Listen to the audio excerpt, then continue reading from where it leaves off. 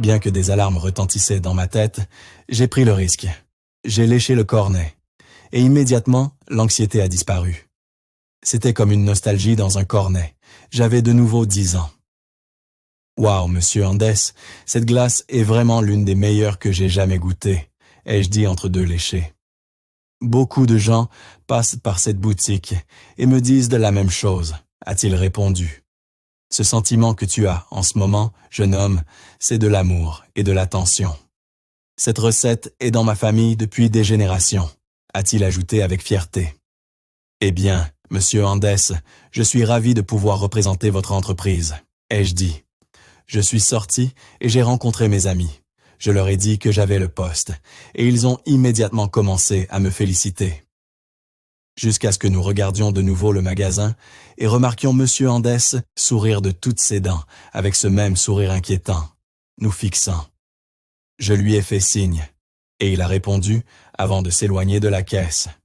Mes amis ont ri et ont dit « Bonne chance avec ça ». Je suis rentré chez moi et j'ai parlé du poste à ma tante. C'est génial, Sam. Je parie que ta mère et ton père seraient si fiers de toi en ce moment, a dit tante Nelly, en m'embrassant le sommet de la tête.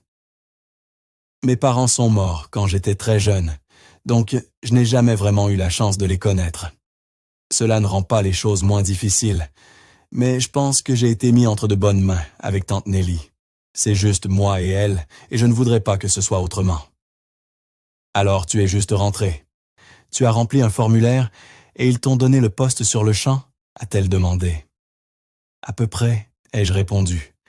L'homme qui possède le magasin est un peu creepy, mais je pense qu'il est juste âgé. Eh bien, au moins, tu vas maintenant gagner un peu d'argent. Peut-être que tu pourras t'acheter cette voiture que tu souhaites tant, hein, a-t-elle dit. J'ai ri et acquiescé. J'avais un œil sur une vieille Nissan 300X Twin Turbo qui traînait dans le lot en face de mon école. Je la regarde tous les jours, en allant et en revenant de l'école. Aujourd'hui était mon dernier jour, donc j'avais peur de ne pas la voir autant, mais elle est toujours dans un coin de ma tête. Je me suis retourné et ai remarqué un homme et son fils entrer dans la crèmerie. Un peu tard pour un jour de semaine, pensais-je, mais je ne suis pas là pour juger. « Bonjour, monsieur. Bienvenue chez Andes Crème Glacée. Comment puis-je rendre votre nuit spéciale ?» ai-je demandé avec enthousiasme. « J'aimerais avoir 2 cornets de glace vanille pour mon fils et moi », a-t-il dit d'une voix douce et basse. Le petit garçon et l'homme avaient l'air tristes. Ils avaient aussi l'air un peu abîmés. « Ça arrive tout de suite, monsieur », ai-je dit. Je me suis retourné pour préparer les cornets, puis je me suis retourné pour leur demander s'ils voulaient un des garnitures, mais ils avaient disparu. Ils étaient repartis sans faire le moindre bruit. C'était creepy. Mais peut-être qu'ils avaient simplement changé d'avis et avaient décidé de partir. J'ai jeté les cornets et suis retourné au comptoir. Je me suis assis et regardé la télévision suspendue dans la salle à manger. Un programme sur la vie sous-marine et les effets de la pollution passait en arrière-plan. Les choses avaient ralenti, donc j'ai rempli le temps en nettoyant et en réapprovisionnant. Quand l'horloge a approché de minuit, je suis allé au congélateur, j'ai frappé et je suis retourné à l'avant. J'ai rempli la glace à fraises, juste comme les règles l'indiquaient. Quand je me suis retourné, une femme en robe blanche m'attendait au comptoir. Son visage était caché sous de longs cheveux noirs. « Bonjour madame, bienvenue chez A », j'ai commencé. « Je ne t'ai jamais vu ici avant. Qui es-tu » m'a-t-elle interrompu. « Je m'appelle Samuel, madame. Je viens d'être engagé hier, ai-je dit. » Les cheveux de la femme se sont déplacés, et son visage m'a fait sursauter. Il était pâle et bleuâtre, avec des dents pourries et dentelées. Ses yeux étaient noirs comme du jais, et je pouvais presque sentir les villes émanant d'elle. Je suis allé dans un petit centre commercial local, avec quelques amis, et j'ai remarqué une affiche « Recherche d'employés » dans la vitrine d'une crèmerie. Je suis entré et j'ai rencontré une dame sympathique, nommée Tina. C'était une petite femme mince, plus âgée, avec des cheveux très blonds. Je lui ai demandé un formulaire de candidature et elle me l'a tendu avec un grand sourire sur son visage. « Nous cherchons un nouveau gérant de magasin en ce moment », a dit Tina avec excitation. J'ai regardé le formulaire et lui ai souri en retour. Merci Tina, je vais le remplir tout de suite, ai-je dit. Elle m'a tendu un stylo et je me suis assis dans la cabine la plus proche. J'ai parcouru rapidement le formulaire et j'ai commencé à le remplir. Le formulaire lui-même semblait complètement normal, sauf pour une question.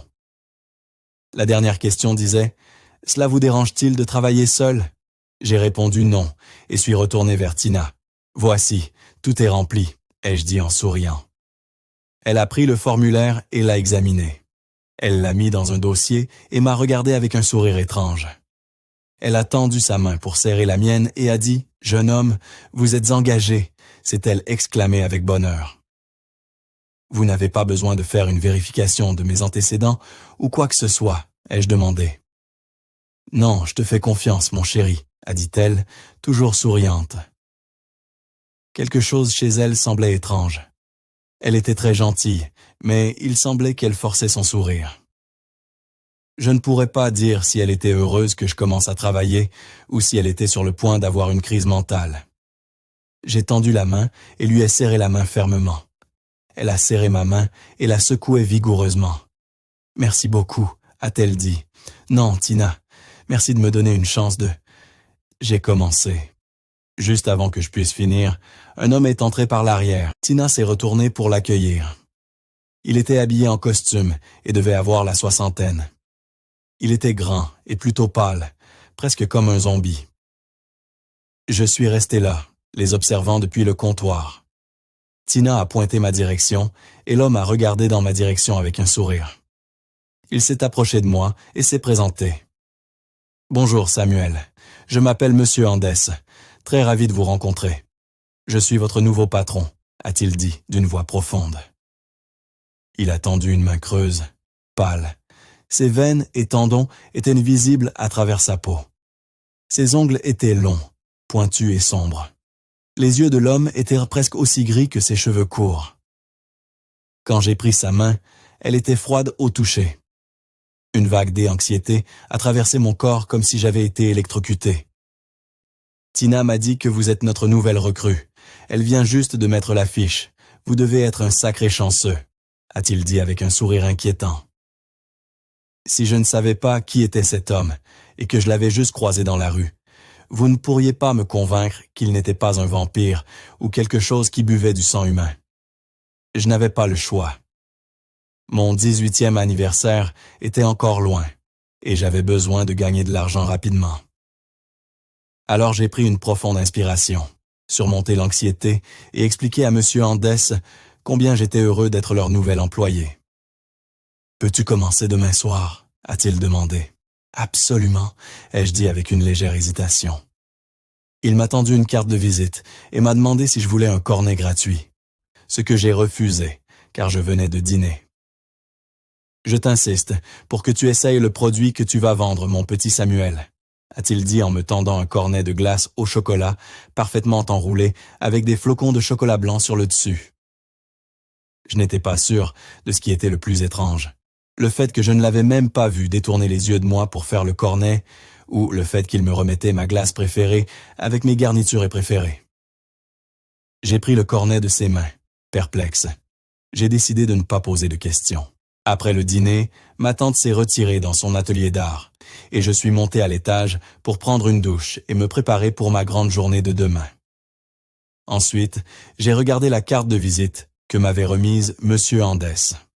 Andès, crème glacée, en grosses lettres en gras. J'ai décidé de chercher la boutique et de consulter les avis. Le magasin avait une note presque parfaite de 5 étoiles, tout le monde louant Tina et M. Andès.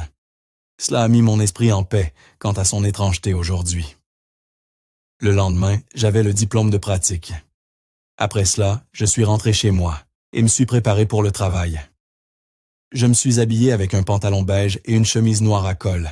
J'ai rentré ma chemise et coiffé mes cheveux pour avoir l'air d'un bon élève. Ma tante m'a proposé de me conduire pour mon premier jour pour que je n'aie pas à prendre le bus.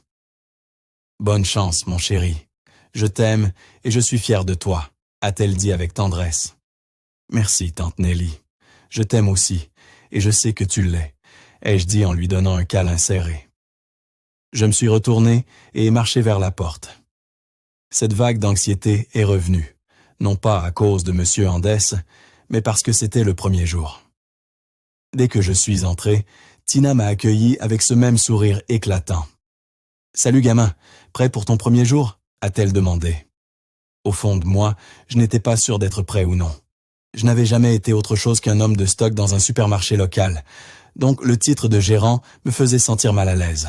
« Oui, je suis super prêt », ai-je dit. « Ok. »« Parfait », a-t-elle répondu. « Viens par ici et je vais te donner un aperçu de ce que tu dois faire. » Entrer derrière le comptoir était étrange, comme si je ne devrais pas y être. Juste une pensée enfantine qui m'a fait sourire. Elle a expliqué le système de points de vente et la préparation que je devrais faire chaque nuit avant le début de mon service. Je travaillerai de 21h à 5h pour commencer. Cela m'a effectivement rendu heureux, car je n'avais pas grand-chose à faire pendant la journée. Les nuits étaient parfaites. « Ramène-moi ma glace à fraises, petit garçon. Ou ce soir sera ta dernière », a-t-elle dit, souriant avec la tête inclinée. Je me suis reculé vers les machines à glace, ne lui tournant jamais le dos. Ça devait être Cathy, pensais-je. Je lui ai préparé un cornet de glace à fraises et le lui ai tendu. La femme a saisi mon poignet avec sa main gauche et m'a tiré près d'elle. Son haleine sentait la mort, et son toucher était glacial. Elle a pris le cornet avec sa main droite et a murmuré « merci » à mon oreille. Puis elle m'a lâché. Je suis tombé au sol, secoué. Tout comme le petit garçon et son père, elle a disparu sans un bruit. Je suis resté assis par terre pendant ce qui m'a semblé une éternité. La boutique était morte de silence pendant les quelques heures suivantes. J'ai continué à suivre les règles, en frappant à la congélateur quand je devais, et j'ai poursuivi mon service. À 3h30, j'étais prêt à rentrer chez moi. Soudain, les lumières ont commencé à clignoter, et les grillons que j'entendais dehors se sont tus. Un homme est apparu, marchant devant la vitre. Il était vêtu de noir, de la tête aux pieds. Cela devait être l'homme en noir, pensais-je. Je suis resté au comptoir et ai baissé les yeux, attendant. L'homme est resté immobile devant moi, silencieux. Un grondement bas est sorti de sa poitrine. J'ai fixé le sol, alors qu'un bruit de os craquant provenait de sa bouche. La panique montait en moi. J'avais l'impression qu'il planait au-dessus de moi. Un nouveau visage, comme c'est charmant, a déclaré l'homme d'une voix sombre et démoniaque. Valorises-tu ta vie et celle de ta tante Nelly? Mes yeux se sont écarquillés de terreur. Il connaissait le nom de ma tante, et le mien sans que je dise un mot. Après environ 25 minutes de formation et un peu de pratique avec les clients, j'ai informé Tina que j'étais à l'aise et je l'ai remerciée pour son aide. Pas de souci, Samy. La première nuit est toujours la plus difficile, a-t-elle dit en détournant le regard. Pourquoi donc, Tina? Ai-je demandé. Avant qu'elle puisse répondre, un client est entré et j'ai commencé à travailler. J'ai aidé le client et nettoyé ma station. Quand je me suis retourné, Tina avait disparu. Je pensais qu'elle voulait dire que la première nuit était difficile, juste parce que c'était nouveau. Mais honnêtement, cela semblait être de l'argent facile. La crèmerie semblait populaire. Cela ne faisait que quelques heures que je travaillais, et ma jarre à pourboire était déjà à moitié pleine. Pendant une pause dans les clients, j'ai rempli les machines avec des produits frais et réapprovisionné la station des garnitures. J'ai entendu la porte arrière du magasin se fermer, donc je suis allé à l'arrière, supposant que M. Andès était arrivé. Sur le bureau, au fond, se trouvait un seul morceau de papier. Il y avait 5 règles différentes. J'ai tendu la main vers le papier, juste au moment où le téléphone a sonné. Le bruit soudain m'a fait sursauter, mais j'ai décroché. « Merci d'avoir appelé Andès Crème Glacée. Comment puis-je vous aider ?» ai-je dit de ma voix la plus polie. « Bonjour Samuel, c'est Monsieur Andès », a-t-il dit. « Je ne voulais pas te déranger pendant que tu travaillais, donc j'ai décidé de déposer le jeu de règles. »« Merci, Monsieur Andès, J'ai commencé, mais il m'a coupé, sa voix urgente.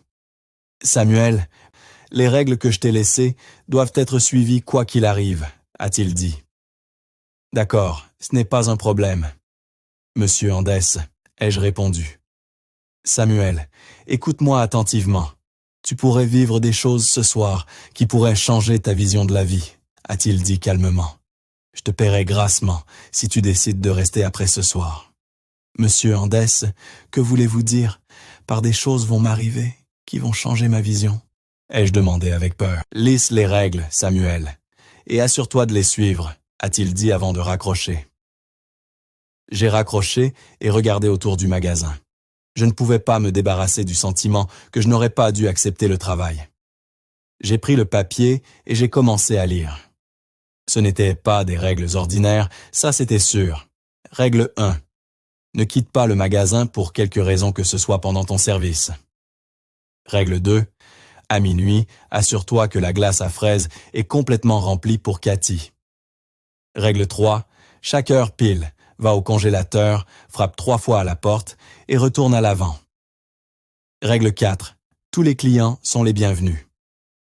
Règle 5. Ne regarde pas l'homme en noir.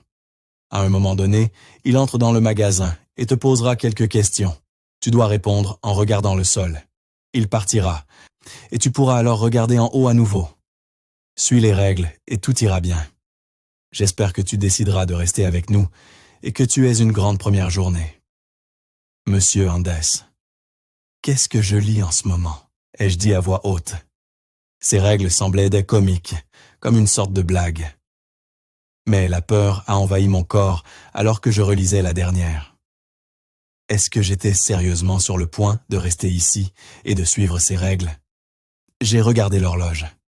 Il était 22h58. J'ai marché vers l'arrière et j'ai attendu que l'horloge sonne 11 heures. Aussi ridicule que ces règles semblaient, j'avais plus peur de ce qui pourrait arriver si je ne les suivais pas. À 23h précises, je me suis approché du congélateur et j'ai frappé 3 fois. Puis je suis retourné devant et j'ai attendu quelque chose, quoi que ce soit, qui puisse frapper en retour. Mais il n'y avait rien. « Hé, tu dois être Samuel. Je suis Betty, la travailleuse du matin, a-t-elle dit joyeusement. J'ai serré sa main, soulagé. Betty, puis-je te demander quelque chose? Ai-je dit nerveusement. Bien sûr, qu'est-ce qu'il y a? As-tu tes propres règles pour ton service ou sont-elles différentes des miennes? Des règles? A-t-elle demandé, l'air confus. Ouais, comme frapper au congélateur chaque heure ou ne pas regarder l'homme en noir. Betty a incliné la tête. Samuel, ça va? Tu sembles anxieux. Tu transpires pas mal. 5 heures du matin est finalement arrivé. Juste pour le principe, j'ai frappé au congélateur avant de partir. Juste avant de sortir, le téléphone a sonné. C'était Monsieur Andès. Je suis content que tu aies passé la nuit, a-t-il dit. Si tu décides de rester, je te paierai $500 par nuit. Je suis resté figé. 500 par nuit. J'y ai réfléchi, puis j'ai forcé les mots. Je reviendrai. J'ai raccroché. Mon corps tremblait toujours, mais mon esprit s'emballait. Je n'étais pas sûr de ce que tout cela signifiait vraiment. Mais une chose était certaine. Demain soir, je vais découvrir ce qui se cache derrière tout ça. Ma poitrine s'est resserrée. Oui, je valorise nos 2 vies, ai-je dit en larmes. Donnerais-tu ta vie pour la sienne? A-t-il demandé. Oui, je le ferai, ai-je répondu. L'homme est resté silencieux. J'ai senti qu'il se retirait du comptoir. La porte avant s'est ouverte, puis s'est refermée. Je l'ai aperçu dans ma vision périphérique, lévitant devant les fenêtres avant de disparaître. J'ai essuyé mes larmes en regardant, horrifié. Je ne peux pas revivre cela une autre nuit. Qu'est-ce que j'ai fait? J'ai jeté un coup d'œil à l'horloge. À ma grande horreur, il était 4h01. Je me suis tourné vers l'arrière. La porte du congélateur était grande ouverte. Le cœur battant, j'ai couru vers elle, l'ai fermée d'un coup sec et ai frappé 3 fois. Cette fois, quelque chose a frappé plus fort que moi. Je me suis presque envolé de peur et suis allé au téléphone. En composant le numéro de Monsieur Andès avec des mains tremblantes, je lui ai raconté tout ce qui s'était passé. « Reste calme », a-t-il dit d'une voix posée. « Va chercher le livre à côté de l'imprimante et récite la première phrase de la première page. » Je me suis précipité vers le bureau, ai pris le livre et ai lu à voix haute. « Redis et dormi bestia, redis et dormi bestia. » Les coups ont cessé instantanément. Le magasin est redevenu calme, comme si rien ne s'était passé. J'ai remis le livre et me suis approché avec hésitation du comptoir. Il n'y avait rien dans les règles que je ne pouvais pas supporter. Et pourtant, une partie de moi voulait voir ce qui se cachait derrière ces règles. Mon service était presque terminé quand une femme est entrée.